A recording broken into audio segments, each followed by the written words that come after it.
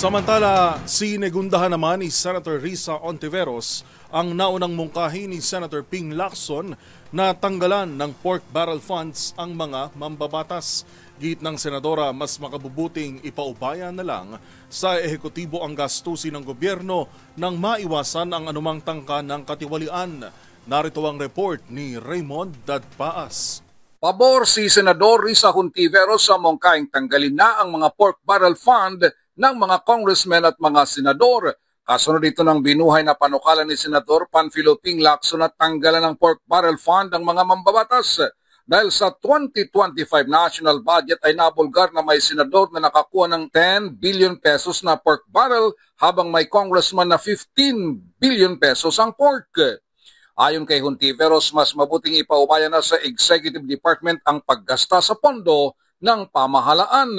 Ang tanging responsibilidad ng Kongreso ay tingnan kung tamang appropriation ng budget at kung tama ang paggamit nito. Natumao muna ang senador at muling bumalik sa Senado si Senador Ping Lacson ng pangunahing advokasya ang pagbabantay sa national budget. Dahil ngayong 2025 ay naging kontrobersyal ang inaprobahang 6.352 trillion pesos national budget dahil ibang-iba umano ito sa orihinal na isinumite ng Malacanang. Tinawag ito ni Senator Lacson na mangled beyond recognition dahil sa napakaraming mga congressional insertion na pinaniniwala ang ugat ng katiwalian. Nauna nang iniulat ng Malacanang na inaprobahan na ni Pangulong Bongbong Marcos ang 6.793 trillion pesos na 2026 proposed national budget.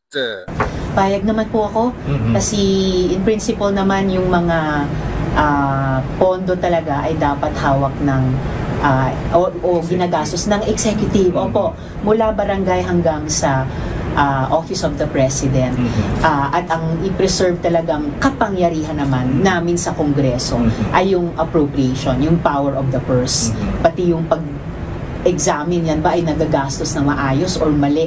Kaya para sa MBC TV Network News, ito si Raymond Dadpaas ng DZRH. Una sa Pilipinas, una sa Pilipino.